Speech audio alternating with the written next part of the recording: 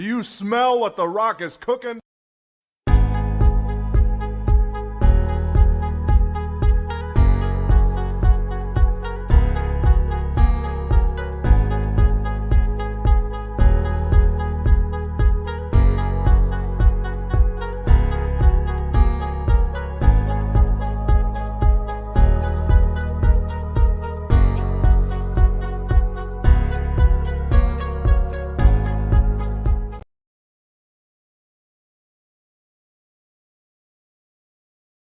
Listen, I'm easy to find.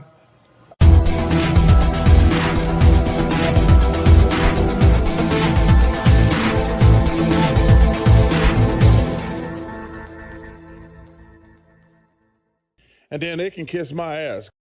Good evening, ladies and gentlemen. This is episode 12 of Big Nate Sports Talk Podcast. I hope you're all well. Have a great evening so far. As you have seen the title of this video, we're going to week 3 of the WNBA. The rankings going into week 3, my rankings. It was an interesting week 2. There are some good and some bad that I liked. Some good that I've seen. Let me say it that way. The first 2 weeks, I don't know what it is. Maybe it's just me, which it makes sense. They just really don't. The teams that I said at the tip-off that we're going to say we're making the playoffs aren't looking like that right now. The only team, the surprise team is the Atlanta Dream. As of now, disappointing team right now is the New York Liberty and the Minneosta Lynx. Those are my disappointing teams, and the Phoenix Mercury.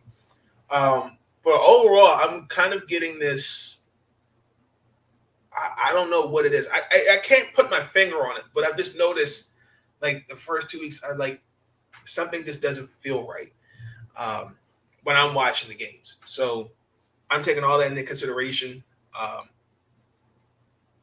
also too looking to see how week 3 will look for some teams. I did take into consideration that Seattle Storm did not have Sue Bird, and they clobbered the New York Liberty not once but twice. I mean, this is some bad stuff. So let's and then also too, Elizabeth Cambage is in the news once again, and there's some things I would like to say. It was regarding her time with Team Australia and during a scrimmage against Team Nigeria. There were some things that were said, and Jenny O'Hara, who was the team captain for Team Australia, came out and said that Liz made some racial remarks towards Team Nigeria. And an article recently came out stating that there was more to it, and we'll get in more. We'll get into that. But we're going to start with these week 3 rankings. So I'm going from the 12 to 1. So again, I took everything in consideration, injuries, all that. Number 12, painfully, I have to keep them there again, the New York Liberty. I understand Benaj Laney's not there, Edie Richards, Lorella Kabaja, and even now Jocelyn Willoughby. They're not there. They're all injured. I mean, and they can be. I think they're there, particularly with Benaju. She's really the leader of that team on that court. I think she makes. I think everything to me is like mellow. She's the floor general. The only really right now bright spot for the Liberty is Han Yu, if I'm saying her name right. She was with the Liberty last year, but she's really it. Sabrina Ionescu did not have a great game. And I think a lot of it, too, is because I think the three-point shots are just not falling. I think she's trying to do too much. I can see that. They play Indiana. And they got Indiana on the schedule Wednesday, and they got us Friday, and I think they play somebody Sunday. I think it's Minnesota. I think so. Right now, let me see what they look like when they all come back. I know it's tough. I mean, they're really playing they're playing their hearts out. They're not throwing in the towel. The injuries are it's a lot to deal with. And on top of that, it's a new system, first year head coach. I mean, even though Coach Brondello is experienced, but that's very, very interesting. Number 11, the Minnesota Lynx. For me, like the Lynx the Minnesota Lynx are the Lynx. Shout out again, real quick to Simone Augusta. She had her jersey retired yesterday. When you think of the Minnesota Lynx, I think of Simone Augustus, even though you're going to say Maya Moore. She was an unselfish player who wanted to make others better and just play the game and just love the game of basketball. I was happy for her when they got she had a championship in 2011 because those Minnesota teams she was on, I'm gonna just be honest, we're not good until Cheryl Reeve got there, Maya Moore. I think she even played with Candace Wiggins, Monica Wright, Rebecca Bronson, Coach Taj Franklin, missing some other people. But I mean that's Lindsay, Coach Lindsay Whalen. So a really big ups to Simone for getting her jersey retired for the Minnesota Lynx. But they almost beat the Sparks, so they are right now kind of with the Liberty in terms of scoring. It could be better.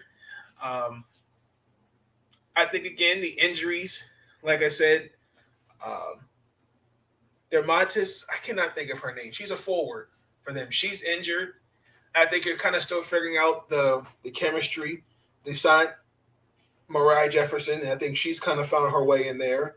Jessica Shepard, she's making a case to be most improved player.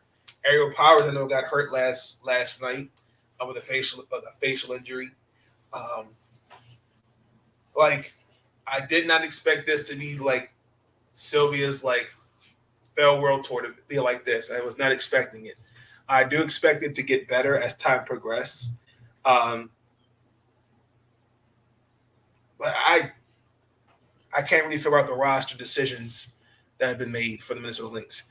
Number 10, the Indiana Fever. Now, Coach Maureen Stanley was fired, and the writing was on the wall for her. The front office made it very clear that they were going in a rebuilding mode. They drafted 5 rookies. I do believe, in a sense, that it is I don't like that. I think she should have been fired last year. I think Coach Stanley is a good coach. I just think she's just been on teams that were, if you look at her track record, those teams were not good.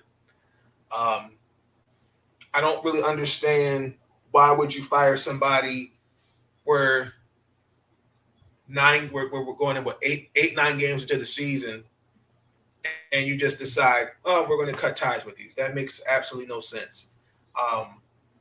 Carlos Dox, he's a good assistant coach. I think he'll do well, but now it's really up to the front office. Lynn Dunn's in there for a reason. She wants to bring championship. She preached defense, all these things. So now, her seat's now, hey, you got the coach you wanted. You drafted the players you wanted. Let's see how you build around them. But the Indiana Fever, like I said, Kelsey Mitchell, I predict she'll be an all-star this year.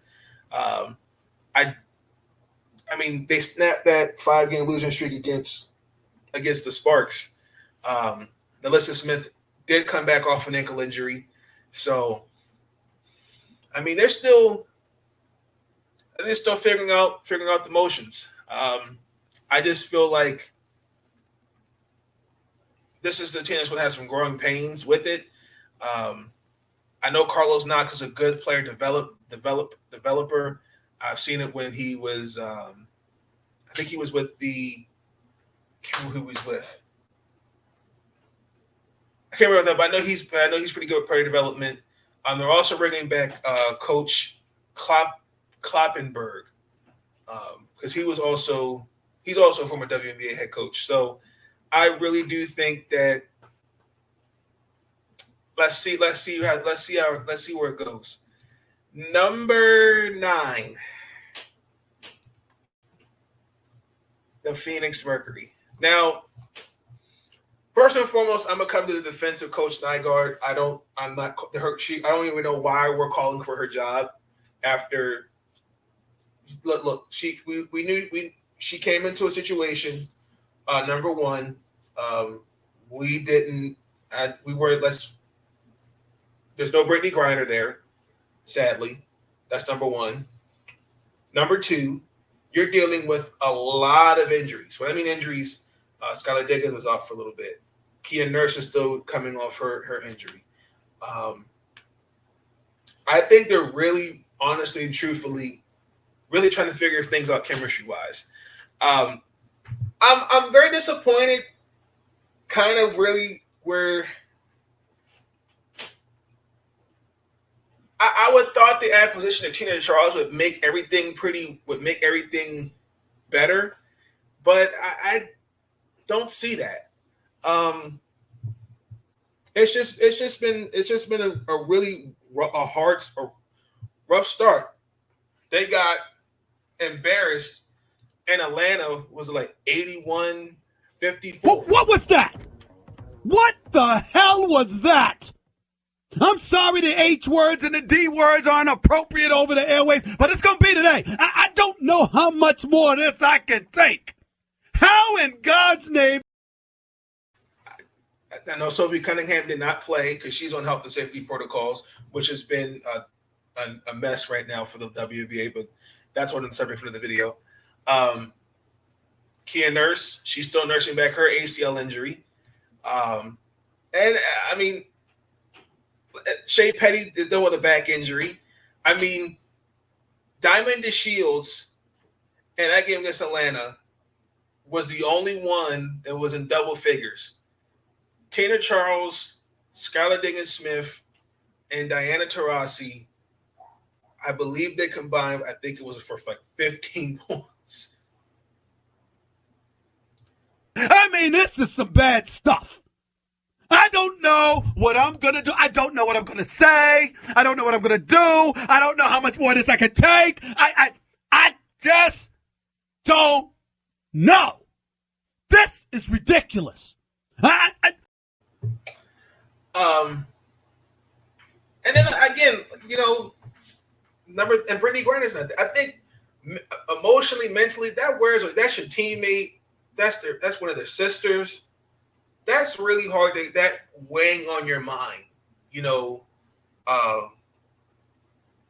and trying to really play and not, think about it. I could really see that. That really does have an effect, and I can see that. But I do think they'll pick it up. I think they'll get it together. But I would have really thought between Diana Taurasi, Skylar Diggins-Smith, and Tina Charles, I thought there would have been some sacrificing. Cause I just kind of don't see it. I don't. Maybe I need to see what it looks like this week. Maybe things will get better. Number 8, the Los Angeles Sparks. They're starting to pick it up just a tad bit. They lost to painfully Vegas and Indiana on Friday. And then beat Phoenix and then Minnesota.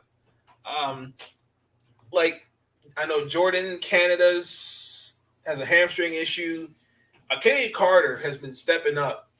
Shout out to Kennedy Carter has been definitely stepping up in her place. She's definitely taking advantage of the minutes that she's been given. And I think she even had her first 20-point game of the season. So I like that. I do feel like also, too,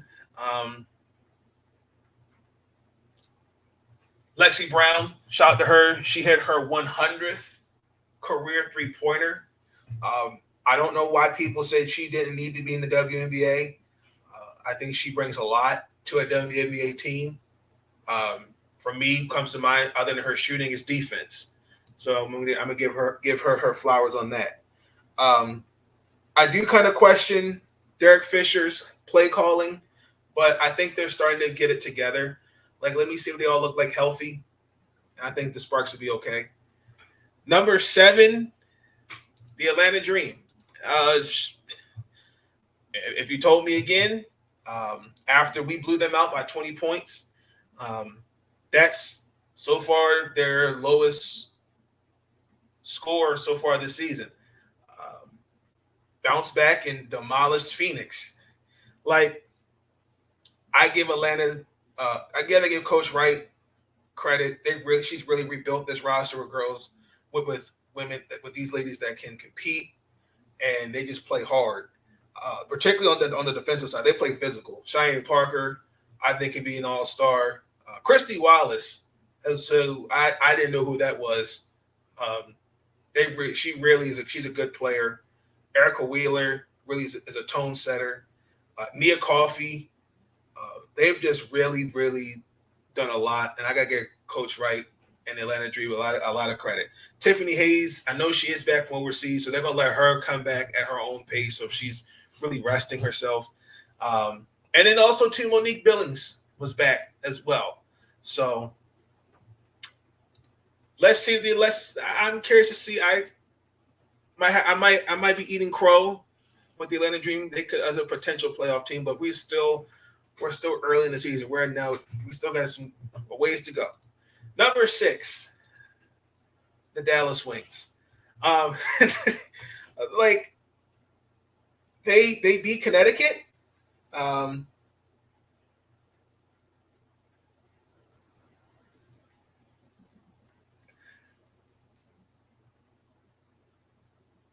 Marquee, well, that's what they call it. Marina Mabry and Nneka Ogwumike, Alicia Gray in that game. They went all Connecticut. I think they're also going to put it together. Like Seitu Sabli, that was her 3rd game. She's coming back from overseas. I am disappointed that the bigs aren't getting a lot of love that I thought they would, like Tiara McCowan and Charlie Collier. I don't understand that. I'm trying to really put the pieces together. I would think Tiara would have been a great fit with them, but I'm lost. I need some help on that one. So, but the big 3, Marina, Enrique, and Alicia, they are the 3 I think that are going to be the 3 that can get Dallas into the playoffs. So we'll see. Number 5, the Chicago Sky. Now, before I go into number 5, I heard what James Wade had to say. He sensitive about the Las Vegas Aces being the best team, and I quote, he said they're the best team in the league. I keep hearing it. They keep that same narrative all season long. Keep that shit, end quote. That's sensitive. No disrespect. I think he's a good coach, but let's give the Las Vegas Aces their flowers.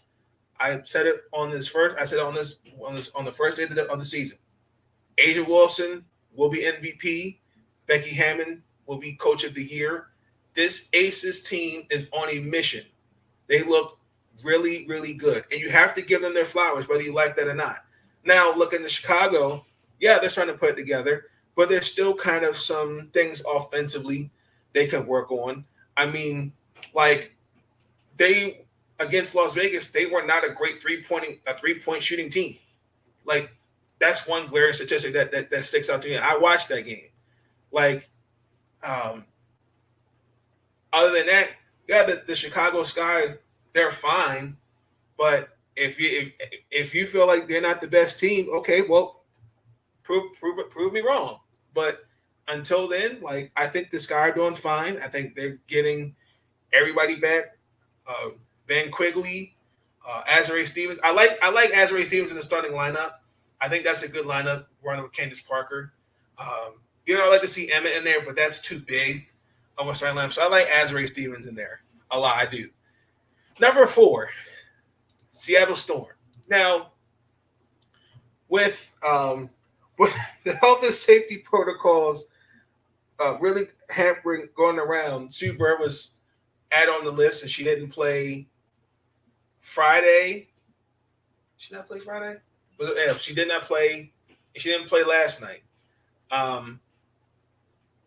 Brandon Stewart and Jewel Lloyd took a I can't get the words out. They took a majority of the scoring. They combined for, I think it was 52 points in overtime. That should not have gone to overtime, but they only had 8 available bodies for Seattle. I shout out to Jantel Lavender, who I think has been a good fit. Rashonda Gray, she got her 500th career point with Seattle Storm. So shout out to Rashonda Gray. I think, again, I just think that the COVID bug, and it just hurt. It's kind of just hit them at the wrong time. And I'm thinking, who else? Stephanie Tolbert and Ezzy. Oh, okay. I'm gonna botch this. Magar. I'm just gonna call her Ezzy. I cannot pronounce her last name. I really apologize. I cannot pronounce it. They were also on the list as well. So yeah, it just was weird. And then now she's not playing because she's on the COVID. I was like, what? And Sue Bird's on one of my fantasy basketball teams, so I have to put her on the IR until she comes back. So she's day to day. She should be back. I think she should be back before Friday. I think they play Dallas, if I'm not mistaken. Number 3, the Washignton Mystics. After the performance against the Connecticut Sun, we didn't have Lena Deladon, who was on rest, and Alicia Clark, who was on the health and safety protocols and is still on the health and safety protocols. That really, without those two, that's, like I said, that was 33% of our scoring, as Coach T said. That really, really sucked. There were some good things we took away from that game against Connecticut. I thought when the Wanda made that corner 3, I knew the game was over.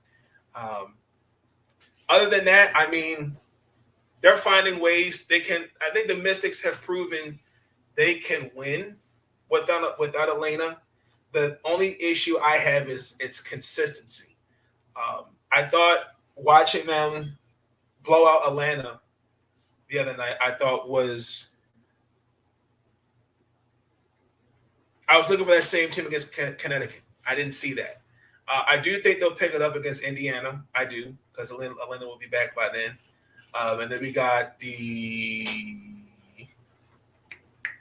play somebody. We get Chicago again. That's who it is. I'm trying to figure wait, we got somebody else. And I think we got Chicago. So that's a revenge game. Chicago. And again, it's another Indiana team. And they're young. I know they're looking for payback. So let's see. Number 2, the Connecticut Sun. I can't say anything bad about Connecticut other than I think the loss of Jasmine Thomas really does put a damper on things.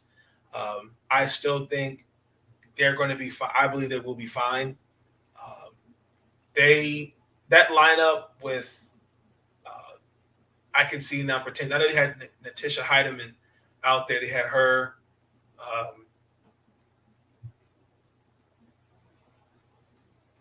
Did DJ Karen? No. Alyssa Thomas, DeWanna Bonner, Jonquan Jones. I think it might have been. No, it was Courtney West that started. I'm sorry. Their bench has been pretty well so far. No complaints out of that. I mean, they're just playing well. I mean, they didn't have Coach Miller, who was also on health and safety protocols, so they're doing just fine. Now, they do have this week, their schedule, I think they're on the road. That's tough. I think they got Vegas twice, and they got Phoenix and then Seattle. That should be interesting.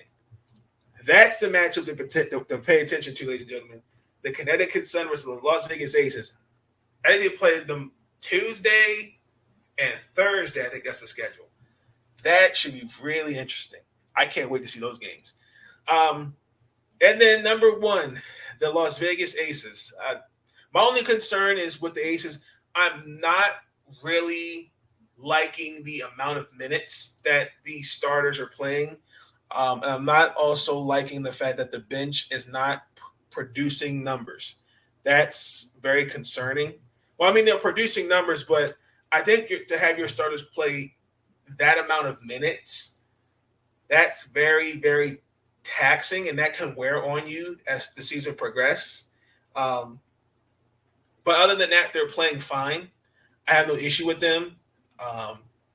Now, like I said, Asia Wilson, Erica Hanby, Jackie Young, who I think he's making an interesting MVP case. All-star, in my opinion, but I think they're doing just fine. So that's my rankings going into week 3. Now, next subject. I want to take this time to bring up what happened. I saw it on Twitter. I read some couple articles, and it was regarding Miss Liz Cambage. I don't know Liz Cambage. I think Liz Cambage is a good basketball player. She's very outspoken. I respect her on certain issues that she stands on. I know she tries to looks out for the best for the 144, the league itself. But she made some comments that well over a year ago that have now resurfaced. And it was very, very, very interesting to hear that there's more to the story. So I'm reading this article. It was by news.com.au. So apparently this is what it was said. So Liz Cambage, this was the trials were in Las Vegas, and this was for the 2021 Olympics that was in Tokyo. She had called members of Team Nigeria monkeys, and also telling them, go back to your third world country. There's a video of them in a scrimmage where Liz and let me see if I can actually find that video. There's a video of Liz Cambage trying to get in the post and takes her right elbow and literally ups. I don't know who it is defending her in her face. Now,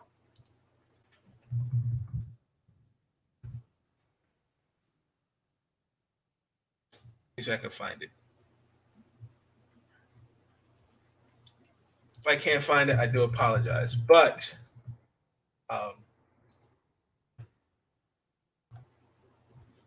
if I remember to find the video, I'll leave it in the description. But it pretty much she's trying to post up, and it's when it's very physical. That's going to happen. She takes her right elbows. I mean, it was an elbow. When I mean elbow, one of these like Shaq. Well, not well. Shaq he claims he never threw the ball, but it was one of those elbows. And one of the players didn't like it from Team Nigeria, so it kind of caused an altercation. And in the article, some other players said that she showed no remorse.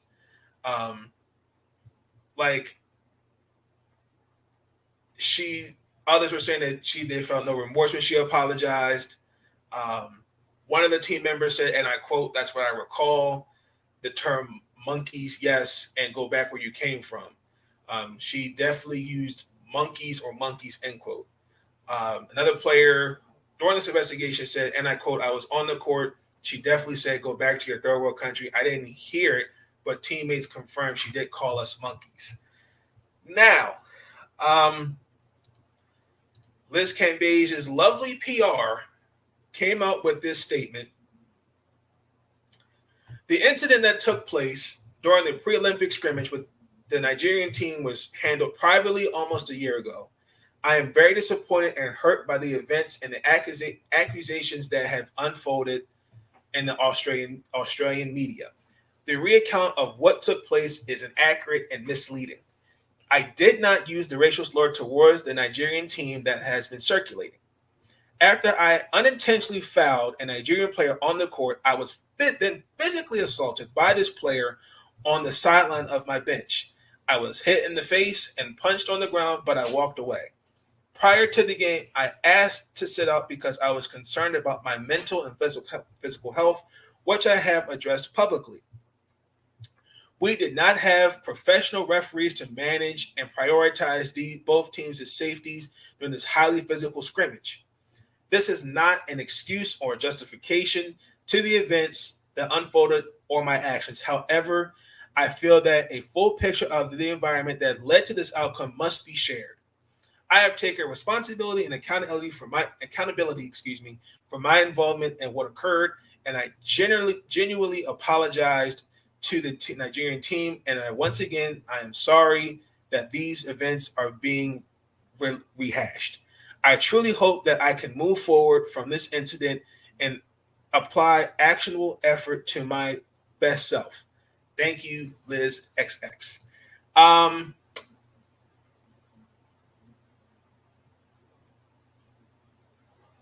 Couple things that I take away from that. That's very, very confusing to me.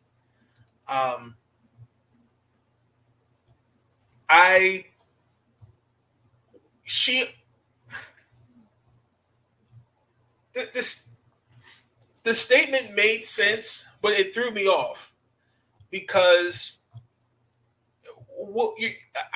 I get that you're apologizing. I respect that, but I think there's more to the story that we're not understanding. I would just really like to just keep it real of what happened. Like that video, if you're saying that elbow was unintentional, that's not unintentional. That was a legit elbow she threw. Now I remember in the video, Jenna O'Hara, who's a team captain, never mentioned, and again, others would have said the same thing too, but we don't know. No one ever mentioned that Liz was attacked on Team Australia's bench. No one mentioned that. But I think it's weird. This is not an excuse or justification to the events that unfolded of my actions.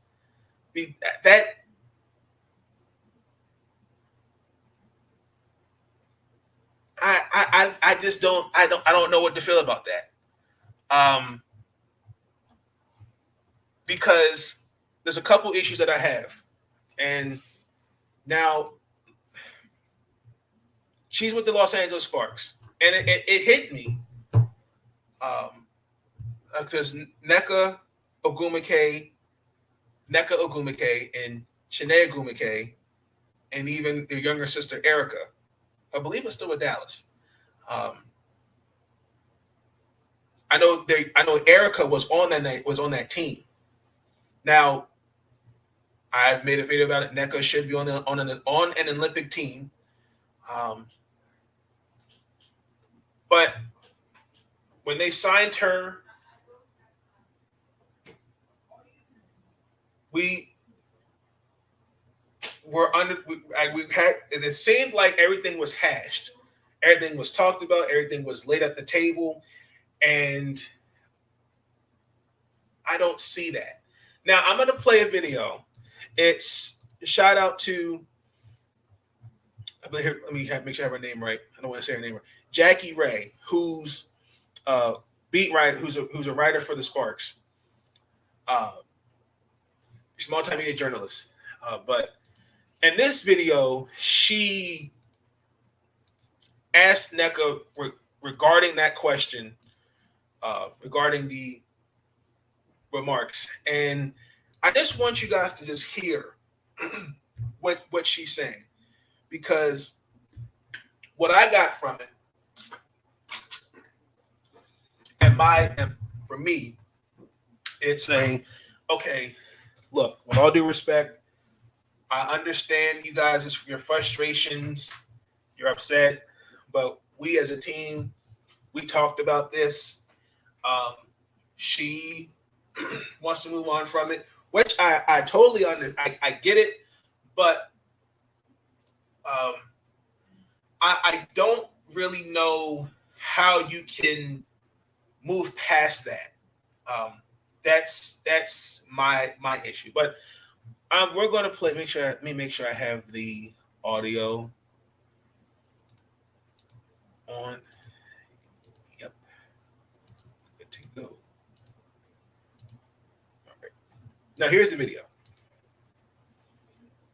All right, and then Nneka, really quickly for you, I'm sure you've seen some of the resurfacing headlines regarding Liz, and I know you two have great chemistry. Have you guys talked about that at all, about how to just get past that? We got past it. So whatever agenda is happening with it resurfacing, that's other people's business. Quite frankly, we talked about it before she came to the team. And granted, people have their own accounts of what happened, but we addressed it and we talked about how important it is for us to be together, be transparent, and also empower giving people second chances.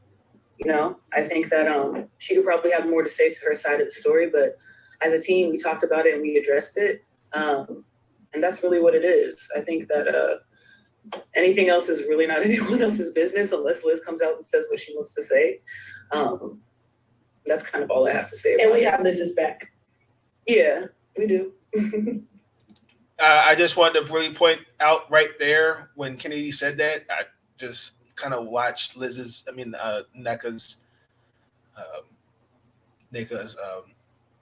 that's kind of all I have to say.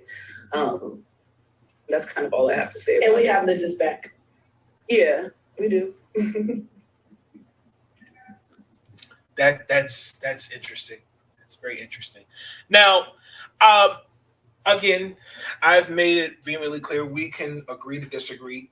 Calling it an agenda is a choice. I think that's moving the goalpost. In my opinion, there's something something's not there.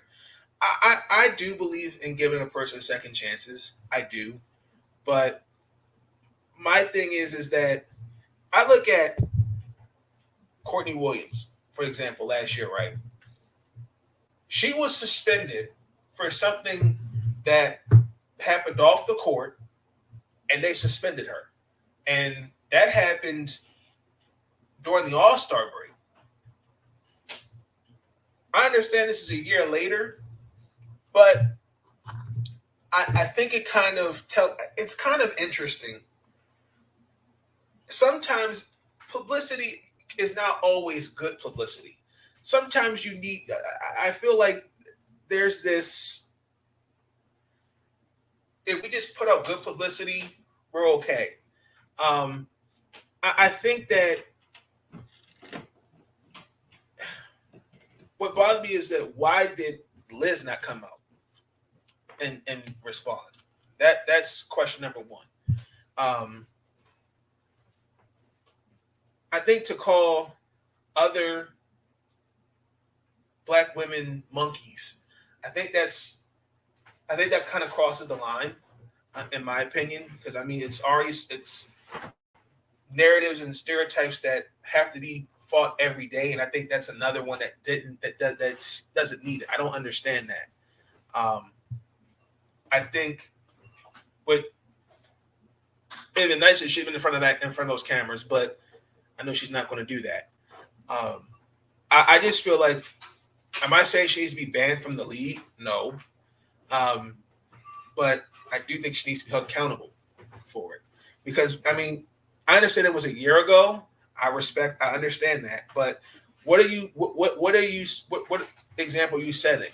Like, well, it's okay to say those things and get away with it. And I know I saw the video here on YouTube where they got the video was talking about how we use certain words amongst ourselves, different things like that. That's their point. My point is strictly what to me is there's no agenda here. There's accountability, and I feel like there was no transparency. They feel like if they feel like they don't want to give us an explanation, that's on them. But I don't know how you can be okay with that. Is my issue. And I know they're not going to do anything. They're not going to suspend her. And I just think that I just don't really understand. Like the WNBA sometimes can be really, really confusing. Like what was interesting in that same article, as Ezzy for the Seattle Storm, she was quoted. She was uncomfortable with her comments. Several players from the team Nigeria said that they thought the apology was BS. You have footage of that elbow. What agenda are we trying to create? I don't understand that. I don't. That's not an agenda being created. We're now hearing things and we're seeing things that are now coming out, and it doesn't want to get talked about. Like that's not cool. So I completely think that the goalpost was clearly moved. I just don't really like that the statement by her PR department. I think that's pretty much saying, well, I mean, yeah, I basically just say this to just let the people know that you're responding to the comments. And I simply just don't think that's how you should handle it. I think you need to hear all of it. And at this point, there are three sides. You've got Liz's side, you got Team Nigeria, and Team Australia. The truth's always going to come down the middle, ladies and gentlemen. It's always going to come down the middle. Understand that. But I don't know how that there's an agenda being created, and you've got players on both sides, particularly Team Nigeria, here responding to these are the things she said. And the thing is, let's just move on from it. That's weird. That's weird to me. Makes absolutely no sense. But it is what it is. I mean, like I said, I don't see the WNBA suspending Liz Cambage. I don't see it. I mean, all you can say is just learn and grow from the mistakes, take accountability, and just ask for forgiveness and be a better person to move forward. But I don't think that's a good look on the WNBA. That's not a good look on the Sparks, and it damn sure is not a good look on Liz Cambage. But with that being said, I also quickly want to give a shout out to Macy Williams. There was this false narrative that was put out of her walking out on the Phoenix Mercury during training camp. That was simply incorrect. She did what was best for her mental health. She also got accepted into grad school. Shout out to Macy Williams. Congratulations. We need to make sure we have all the facts before we create narratives like that. And those people, they know who they are. I just think that was just very, very crazy. But shout out to Macy Williams. I hope she is doing well. And I know she'll do well in nursing school. But that's going to conclude the video. Please like, comment, subscribe. I hope you all have a good evening. Have a good work week. I will go live with the Baltimore Orioles video about 10:30-ish. So I'll see you in a little while. Stay up.